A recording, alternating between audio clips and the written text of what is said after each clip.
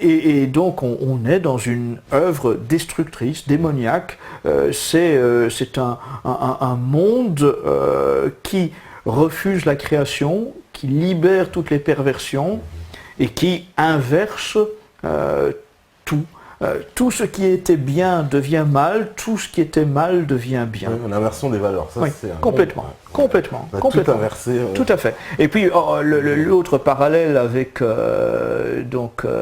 les ouvrages comme d'une part ceux d'Huxley ou ceux d'Orwell, c'est de voir ce totalitarisme se développer. Il y a tout aujourd'hui. La novlangue, on y est. On voit bien à quel point on est dans une sans cesse redéfinition des mots. On vide les mots de leur sens, on les réutilise dans une autre idéologie. On est dans la novlangue. De la même façon que on voit bien également se développer le système de réécriture de la presse. Vous savez, dans 1984, vous n'avez pas la possibilité de voir des archives des journaux. Ils sont réécrits sans cesse pour correspondre toujours à l'idéologie du jour.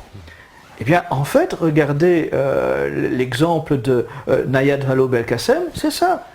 Nayad Vallaud-Belkacem, le 31 août 2011, elle donne une interview au journal 20 minutes, elle parle de la théorie du genre, elle défend la théorie du genre, et puis, à partir de 2012 et surtout de 2013, elle va nier complètement l'existence de la théorie du genre. C'est la réécriture de l'histoire. C'est penser que les médias d'il y a 2 ou 3 ans, eh bien ça ne compte déjà plus, on n'archive plus, on n'a plus de mémoire suffisante pour aller gratter ce que ces gens-là ont déclaré quelques années auparavant.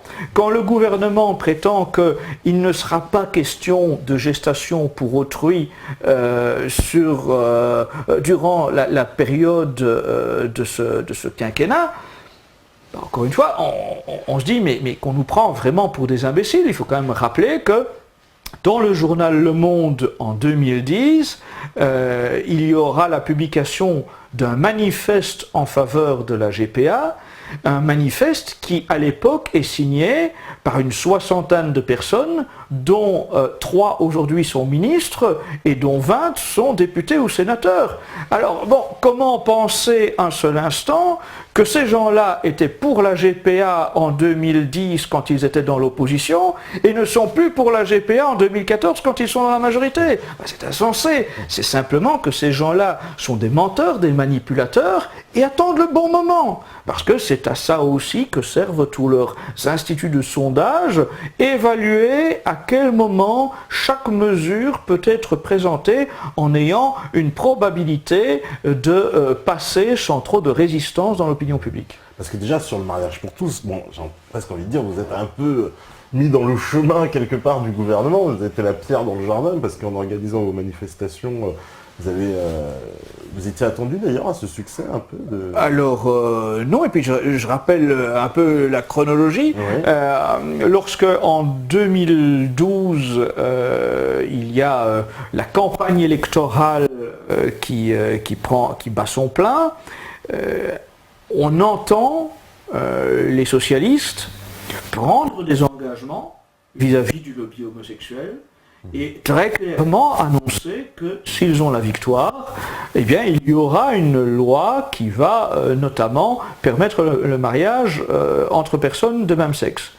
De la même façon qu'ils promettent qu'il y aura une offensive laïciste. Bon, tout était déclaré, assumé, beaucoup plus d'ailleurs qu'aujourd'hui. Leurs promesses de campagne étaient beaucoup plus claires que les déclarations de la porte-parole du gouvernement aujourd'hui. Donc, dès le moment où François Hollande est installé à l'Élysée et où le gouvernement prend place dans la foulée, eh bien, pour nous, il est clair qu'il va falloir se préparer à un agenda, notamment concernant le mariage des homosexuels. Et donc, nous nous mettons en campagne dès le mois de mai 2012, au moment où justement il y a toutes ces gay pride qui sillonnent les différentes villes de France. Nous faisons coller un peu partout dans les villes de France des autocollants, notamment avec un message choc, mais on ne peut plus en réalité réaliste.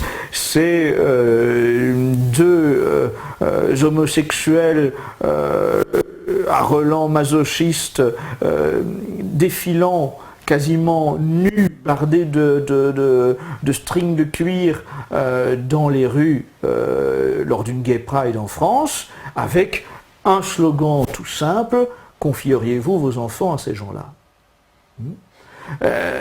À l'époque, on a entendu... Est-ce que c'est pas un préjugé? J'ai envie de dire.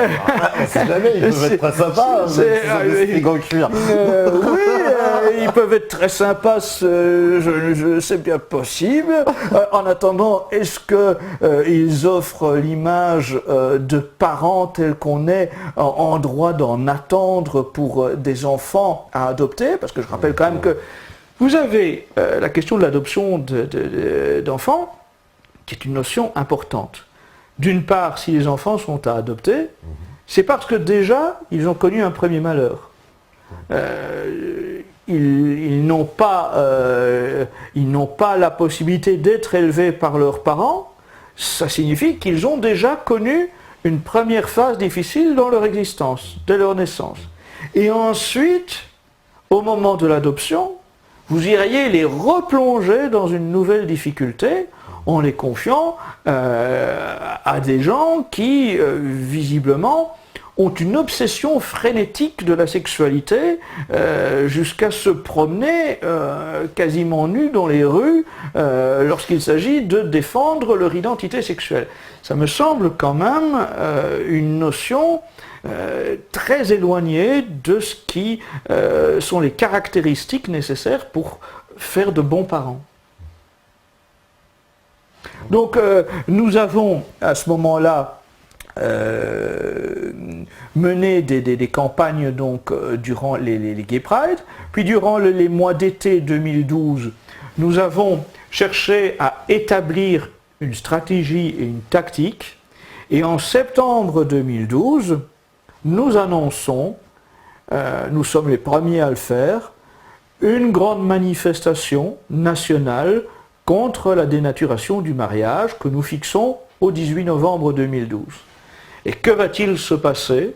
Eh bien, c'est qu'en une semaine, des réseaux vont être activés, notamment par le cardinal 23 à l'époque, parce que pour eux, pour le cardinal 23 notamment, il est impensable, inadmissible, que ce soit les catholiques de tradition, les intégristes, qui prennent l'initiative et qui donnent le ton dans la campagne contre le projet de loi Taubira.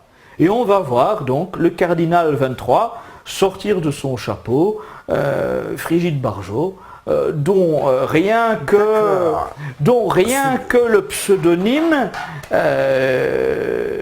devrait sonner étrangement dans la bouche d'un prélat. D'accord, parce que Frigide Barjot, donc, qui n'a rien à voir avec Civitas. Hein. Ah, absolument pas. Non, Là. Parce que beaucoup de gens le confondent, vous savez, il y a beaucoup de gens qui pensent qu'elle est porte-parole de Civitas. Ah, hein, mais là, parce que ça se confond un peu. Je pense que ça la choquerait autant elle que moi.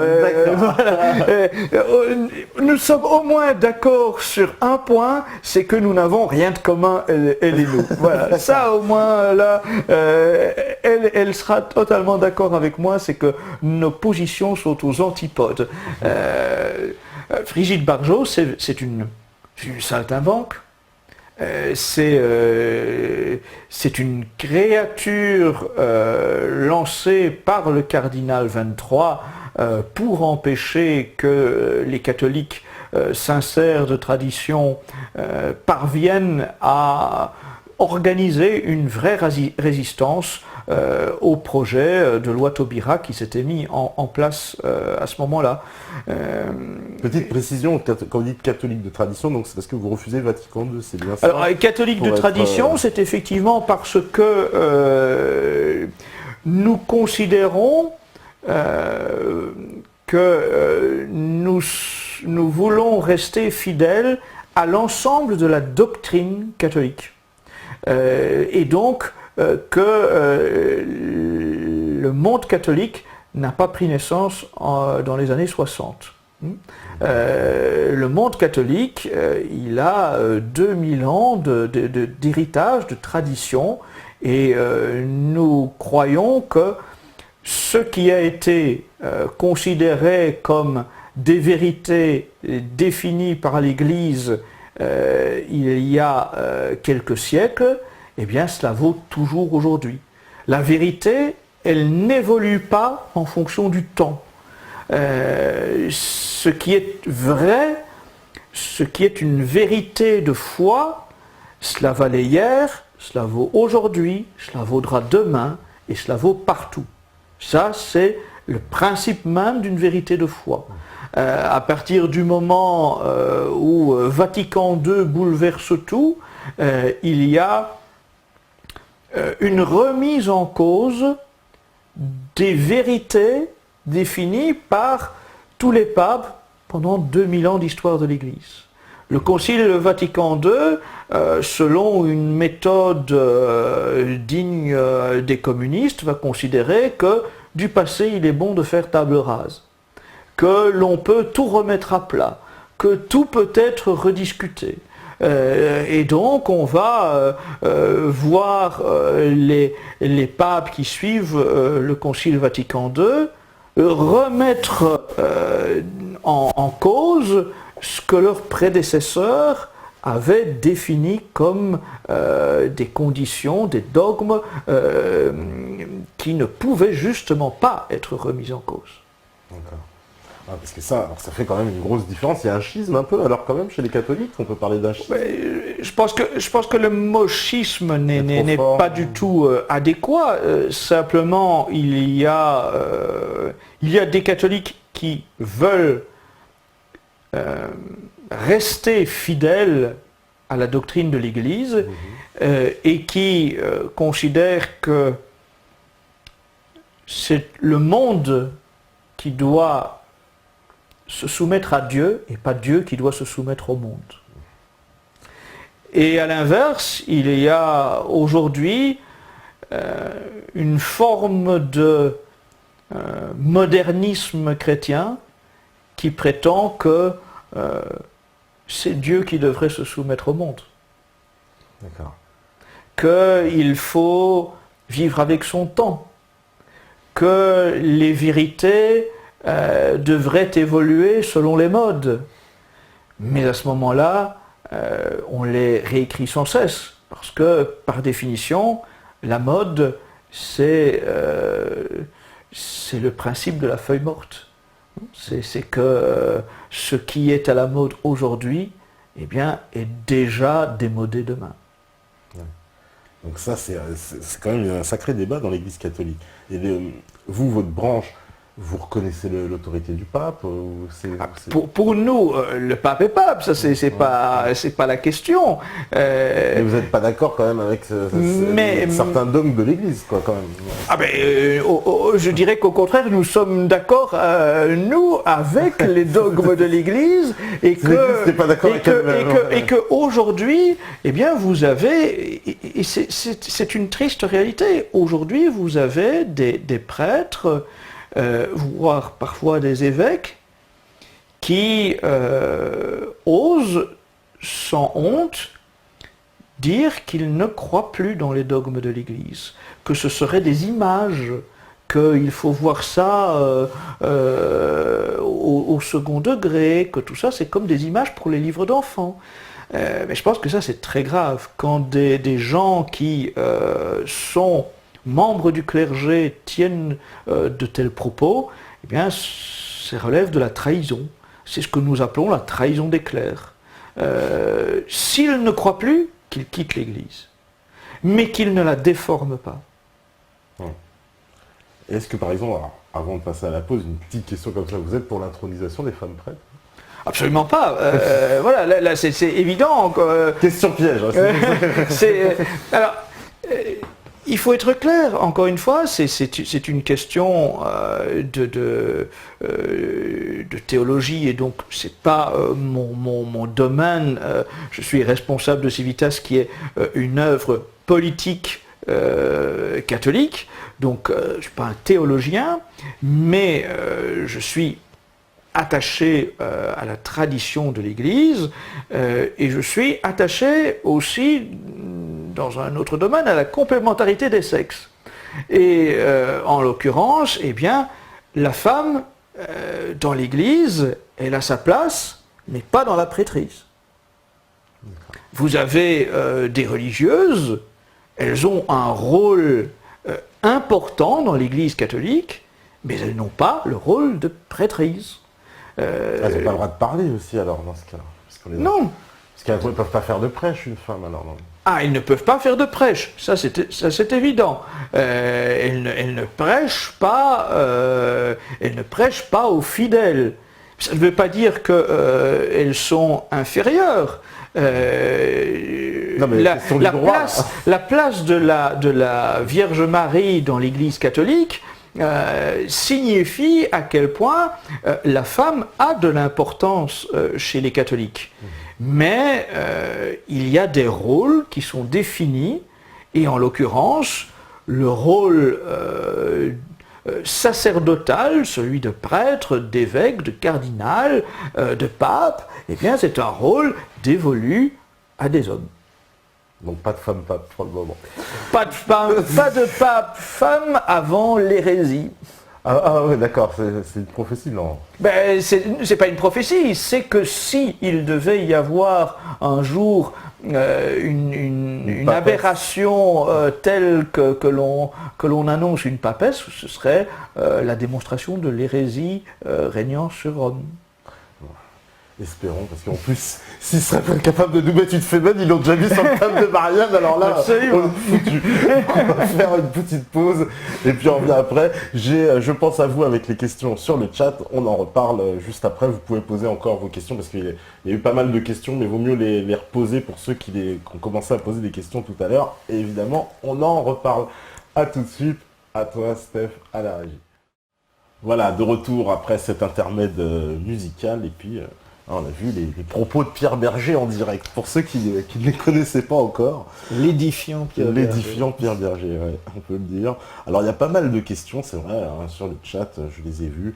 Alors, je vais commencer, alors tiens, je vais en prendre une déjà, celle de Victor Doumdoum qui demande est-ce que Civitas a un projet social?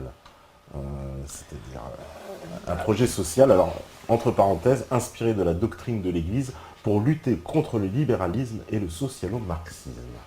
Oui, alors effectivement, donc la vision de Civitas ne s'arrête pas aux questions morales, éthiques.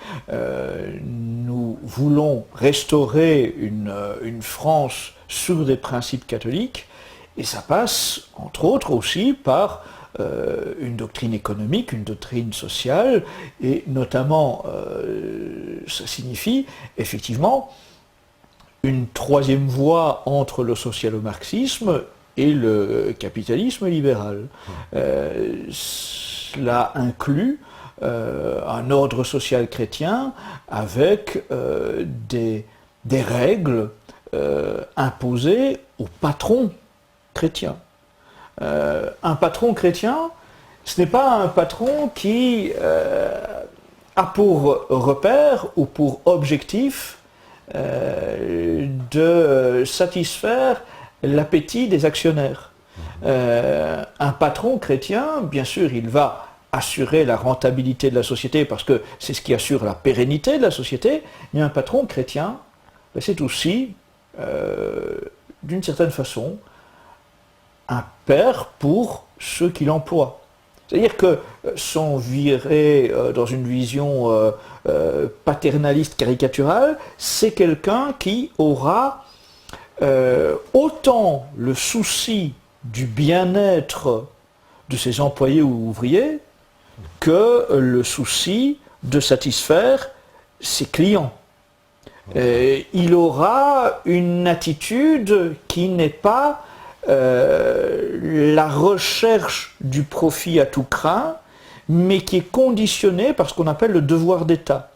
Le devoir d'État, c'est pour un patron d'être bon pour son personnel et d'être correct, d'être scrupuleux pour ses clients. D'accord. Donc ça c'est dans c'est dans le projet de Très clairement, pour nous, nous avons une dénonciation claire à la fois du socialo-marxisme et du capitalisme ultralibéral. L'un comme l'autre mène d'ailleurs au mondialisme, et nous sommes évidemment fondamentalement opposés au mondialisme. Le socialo-marxisme, c'est par définition la volonté d'une internationale prolétarienne.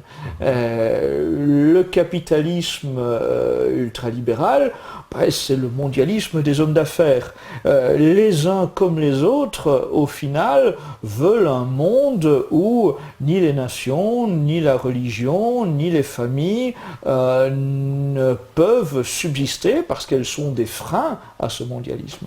Alors justement, vous êtes attaché à l'idée quand même de nation, c'est très important, donc la France et la religion catholique sont intimement liées, pour vous, sont indissociables, si j'ose dire, même presque. Oui, nous faisons partie de ceux qui sont hostiles à la séparation de l'Église et de l'État. Alors je sais que ça va évidemment... La fameuse loi de 1905.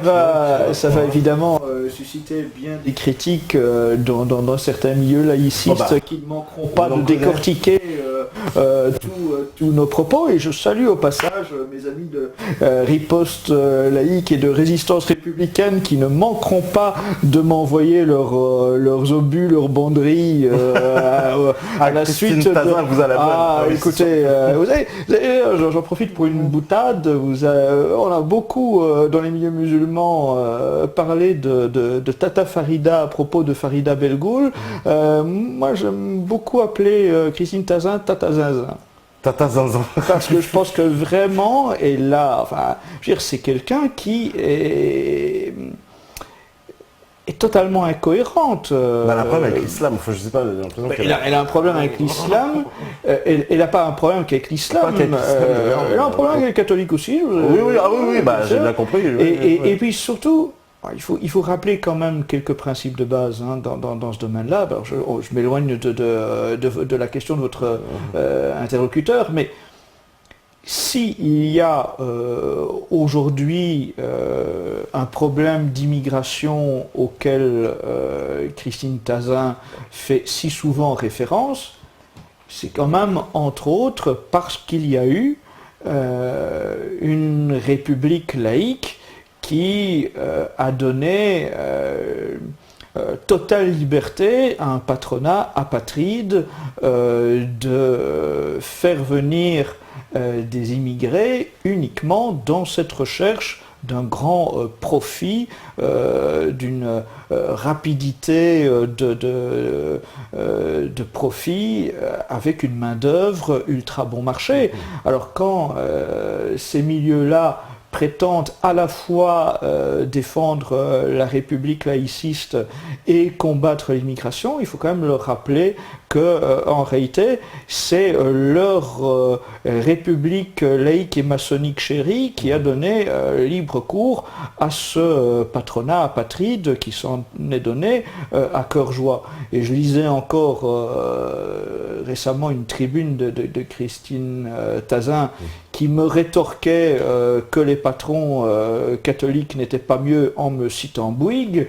Alors je rassure Madame Tazin, je ne considère pas plus Bouygues comme un patron catholique que Dassault ou que Pierre Berger. Et c'est pas parce que Bouygues a été en culotte courte dans une école dite catholique que ça fait de lui un patron catholique. Non, quand je défends l'idée d'une France catholique, ça veut dire et des hommes d'État et des responsables de l'économie et des responsables de tous les grands corps de l'État, la justice, etc., qui est ce souci du bien commun, qui est ce souci de respecter les principes, pas de se servir, mais de servir. Alors, est-ce que vous êtes contre l'usure? Parce que ça, c'est un principe chrétien. Ah ben, naturellement. Alors là, c'est évident que la doctrine catholique, bien respectée et bien connue, eh bien, elle ne manque pas de dénoncer l'usure. Oui, bien sûr. Encore une fois, le développement de l'usure en Europe, on l'a connu avec cette alliance entre des banquiers juifs et des banquiers protestants. Mais les catholiques n'ont absolument pas à succomber à ce genre de manœuvre qui favorise une forme d'esclavagisme financier. D'accord. Vous êtes d'accord avec cette vision que, on pourrait dire que les protestants voient un monde un peu comme un monde où il y a des élus, si j'ose dire, c'est-à-dire que vous êtes élu dans telle classe sociale, élu dans telle chose, et puis vous avez peu de chances d'ailleurs d'en sortir ou de progresser. Contrairement à un monde catholique qui lui dit que non, tout le monde est égaux devant Dieu, on a tous Pour en tout cas beaucoup de protestants, il y a une forme de déterminisme. Voilà. Vous n'avez pas de chance, vous êtes déjà condamné à la naissance, ou vous avez été touché par le doigt de Dieu et vous êtes promis à une riche carrière. Et c'est ce qui donne une espèce de bonne conscience à des grands patrons ultra-capitalistes protestants pour qui leur réussite, même si elle passe par écraser les gens qui sont sous eux, eh bien leur réussite est nécessairement un don de Dieu. Ce qui est évidemment une vision aux antipodes du catholicisme.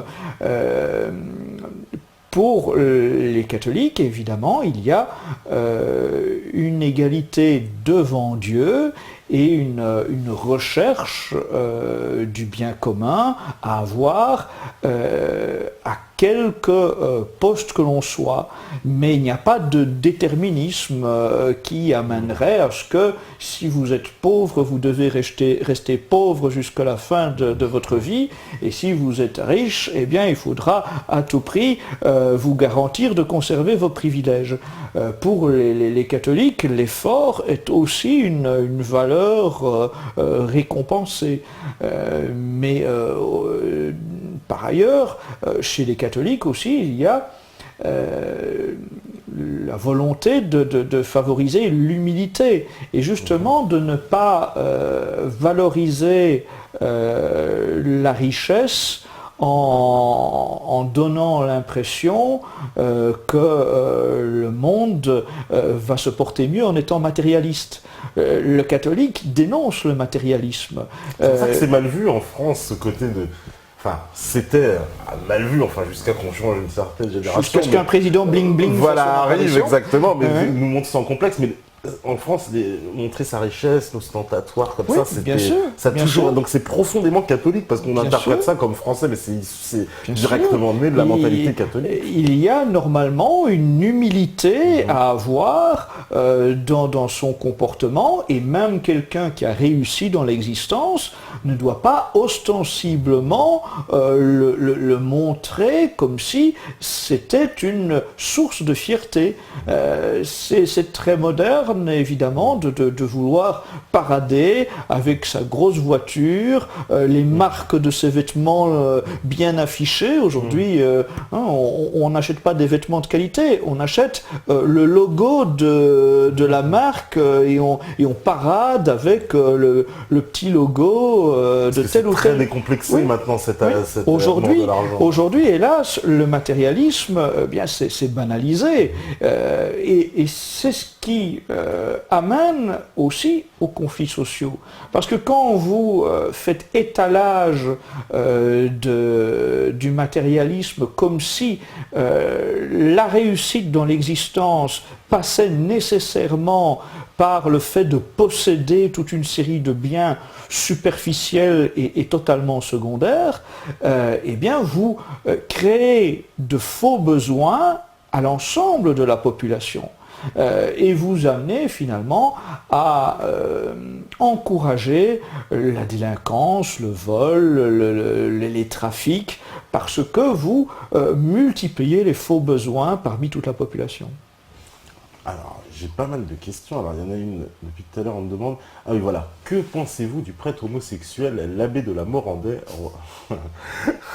Vous connaissez? Moi, je ne connaissais pas. Alors, je connais pas personnellement, mais je connais médiatiquement et par le fait qu'il s'est trouvé déjà dans un débat télévisé face à un de nos représentants. Ce qui m'amène à dire que voilà en tout cas un prêtre censé être catholique et qui a oublié les règles élémentaires de charité, puisqu'il est systématiquement du côté de ceux qui vomissent en vérité l'Église, et lorsqu'il y avait les spectacles blasphématoires dont nous avons parlé en première partie d'émission, mais il était du côté de ceux qui défendait les spectacles blasphématoires, et il préférait saluer ostensiblement et avec sympathie Jean-Michel Ribes, le directeur du théâtre qui accueillait un de ces spectacles, et par contre il refusait de serrer la main à notre représentant qui était catholique. Donc voilà un prêtre qui a visiblement oublié quelques règles élémentaires de la charité et qui est aussi visiblement un adepte du matérialisme. C'est quand même un prêtre qui va toujours être en clergie sur mesure. Vous savez, c'est parce que c'était l'aumônier des artistes. Monsieur est un habitué du monde du show business. C'est un prêtre show business. C'est un prêtre show business. Donc évidemment, il a peu de chances de rencontrer le Christ, mais il a beaucoup de chances de parader dans les soirées champagne caviar du monde du showbiz. Parce que déjà, la relation prêtre homosexuel, il y a déjà se passe à un Alors bon, là, je suis incapable de vous dire s'il est ou non homosexuel. Je me garderai bien d'affirmer telle ou telle chose à ce niveau-là. Je pense surtout que c'est quelqu'un qui n'a rien d'un prêtre. Ouais, d'accord. Pour moi, c'est clair, voilà. Ceux qui avaient besoin d'une explication. Alors, on nous dit aussi, alors Monsieur Escada, nous sommes bien d'accord, il n'y a rien dans les évangiles et les paroles de Jésus qui condamnent l'homosexualité. C'est une question. Et après on nous dit, il n'y a que l'épître aux Corinthiens, une condamnation même au titre que l'adultère et la fornication. Alors, je n'ai pas la Bible avec moi pour étayer ce que je vais dire, mais la Bible condamne bel et bien l'homosexualité, et je rappelle que Dieu a détruit Sodome et Gomorrhe. Oui, mais alors, ça, parce que ça c'est la grande question, et tout le monde nous pose la question, sur l'homosexualité, est-ce que, clairement, est-ce que vous prétendez par exemple combattre l'homosexualité ? L'homosexualité, oui. Je distingue l'homosexuel de l'homosexualité. D'accord. La foi catholique enseigne que l'on dénonce avec fermeté et que l'on combat le péché, mais que l'on est charitable pour le pécheur.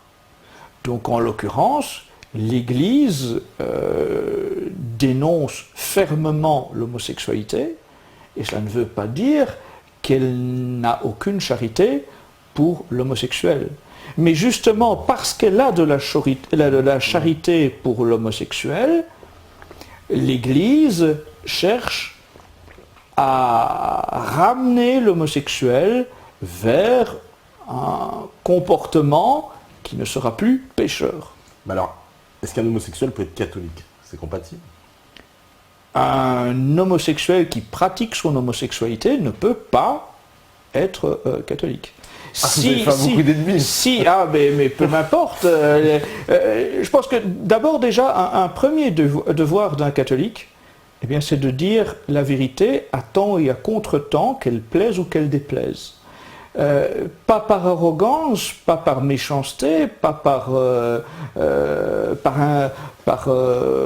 cruauté, mais parce que justement, un catholique a ce souci de sauver les âmes. Et pour sauver les âmes, il ne doit pas hésiter à dire des vérités en espérant que le pécheur va ainsi pouvoir se corriger. Oui, d'accord, ouais, que le pécheur puisse se corriger. Mais donc pour l'Église catholique, donc c'est condamnable, quoi. C'est ça que. Mais sans aucun doute. Alors là, pour l'Église catholique, l'acte homosexuel est un des pires péchés. D'accord, un des pires, carrément. Oui, c'est. Oui. Alors, on nous dit justement, je vais voir. Voilà, Monsieur Escada, merci d'avoir abordé cette question de Vatican II. Peu de gens comprennent la spécificité du catholicisme qui réside dans la filiation obligatoire du dogme, la continuité en remontant chaque pape, puis les apôtres et enfin Jésus. Le retrait du serment d'antimodernisme est en soi une trahison qui aurait dû pousser en masse à crier anathème, mais le relativisme ambiant poussait à la ringardisation de la foi et peu résistèrent. Oui, tout à fait. Nous sommes dans une démarche, alors ça risque d'être mal compris aussi, pour les gens qui ne sont pas préparés à ça, mais Civitas s'inscrit dans un héritage contre-révolutionnaire et antilibéral. Contre-révolutionnaire, ça signifie que... la révolution de 1789. Ça signifie que les principes révolutionnaires de 1789 sont pour nous des principes qui doivent nécessairement être combattus fermement parce qu'ils sont porteurs de tous les fléaux qui se propagent dans la société. Et la France en soi est justement doublement détentrice d'une mission particulière. La France a un rôle de fille aînée de l'Église, et c'est aussi la France qui a vu naître la Révolution, et la France à partir de laquelle la Révolution s'est propagée dans le monde. Et donc, en fille aînée de l'Église, c'est aussi en France qu'il faudra mettre fin à l'esprit de la Révolution. Vous allez vous faire beaucoup d'ennemis. On a déjà la ménagère, je suis sûr, qui est en train d'appeler sur le standard. Et puis, donc, je disais, contre-révolutionnaire et antilibéral, et donc, l'antilibéralisme, cela implique que nous ne fassions aucune concession sur ni les dogmes ni la doctrine, et que nous répétions à temps et à contre-temps les vérités. Mais c'est-à-dire, vous allez peut-être pour vous présenter dans des élections politiques, comment vous allez arriver à... Non, je rassure mes pires adversaires, je n'ai pas l'ambition de me présenter aux élections. Civitas n'est pas un parti, ne va pas le devenir. Civitas n'est pas non plus le porte-valise d'un parti politique. Nous encourageons bien l'investissement en politique, mais, et notamment au niveau municipal, sans pour autant avoir une relation privilégiée avec un parti politique, ni vouloir faire de Civitas un parti. Mais, disons, dans un scrutin qui est le plus proche, les élections municipales, effectivement, nous encourageons les catholiques à prendre les responsabilités. Nous considérons que la commune est l'échelon le plus naturel de la vie politique, que c'est là aussi que n'importe quel citoyen peut s'investir en cherchant à servir le bien commun dans des petites choses. Il y a 36 000 communes en France environ, beaucoup sont des tout petits villages, et nous encourageons justement notamment les catholiques à prendre leurs responsabilités dans les petits villages. Là où faire de la politique ne va pas rapporter de l'argent, mais où faire de la politique va permettre de travailler pour le bien commun et pour la restauration d'un ordre moral et politique bien nécessaire, même et y compris à tout petit échelon.